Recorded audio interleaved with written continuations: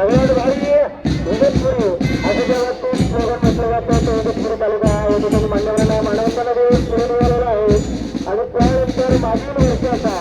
विश्वविजेता मूल्य अर्थात निसर्गाचा हिरवळ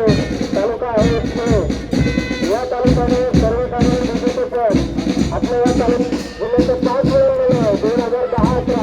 2011-12 2012-13 2017-18 2023-24 आपला बाळ किल्ला व संघाने आपल्यासोबत घेतलेला आहे गेल्या 5 वेळेचा विजेता तालुका म्हणून पुरस्कार पाहिलं जातं अतिशय प्रसिद्ध सामने त्या ठिकाणी गेले होतात त्यांची मानवंताला झाल्यानंतर तालुक्याचे बागलान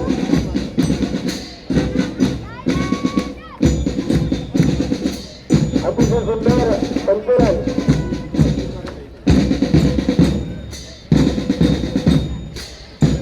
बागलान तालुक्यानंतर येतो चांदवड तालुका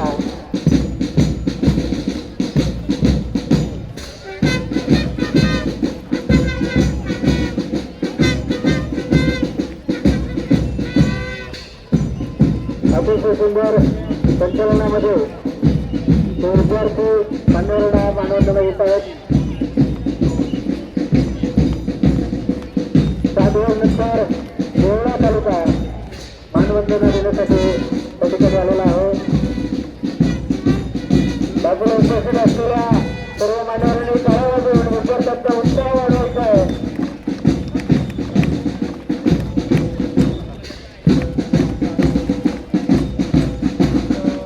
संचलनाचा परिचय केला जाणार आहे आणि संचलन झाल्यानंतर याच ठिकाणी कोणाचं संचलन चांगलं होतं ते घोषित केलं जाईल त्यांना बक्षीस दिलं जाईल दिंडोरी तालुका या ठिकाणी स्थळामध्ये आलेला आहे पावसाळी क्रीडा स्पर्धेमध्ये अतिशय उत्तम कामगिरी करणारा हा तालुका आहे अनेक बक्षिस या तालुक्याने जिल्ह्यासाठी आणलेले आहेत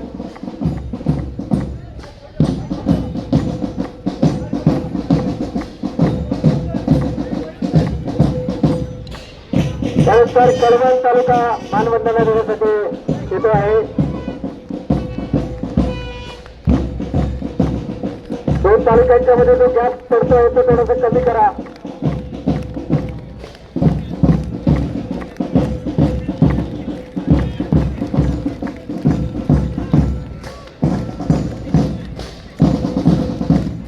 कळवण तालुक्याच्या नंतर आपल्या समोर मानवंदनासाठी येतो आदरणीय महाराष्ट्राचे शिक्षण मंत्र्यांचा तालुका मालेगाव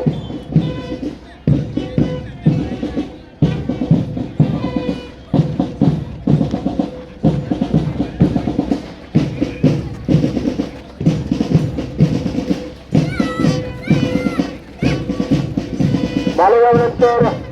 नांदगाव तालुका मानवंदनेसाठी या ठिकाणी आलेला आहे संचलन करण्यासाठी आलेला आहे हे सर्व विद्यार्थी कबड्डी खो खो या संघातील खेळाडू आहेत आणि ते आधी या ठिकाणी आपल्याला संचलन त्यांचं आपण बघत आहोत त्यानंतर नाशिक तालुका मानवंदना देतो आहे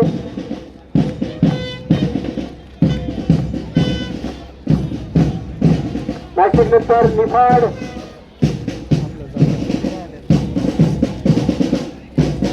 अतिशय सुंदर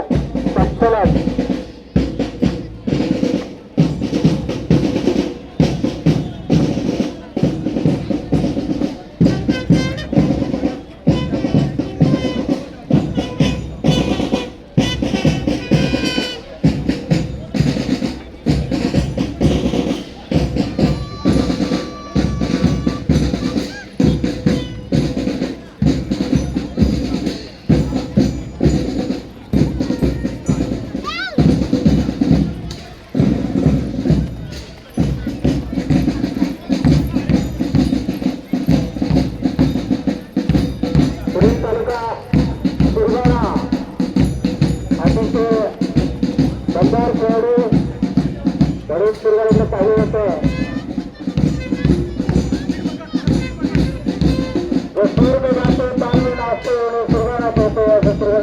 म्हटलं जातं आणि हा तालुका मानवंदना देण्यासाठी आलेला आहे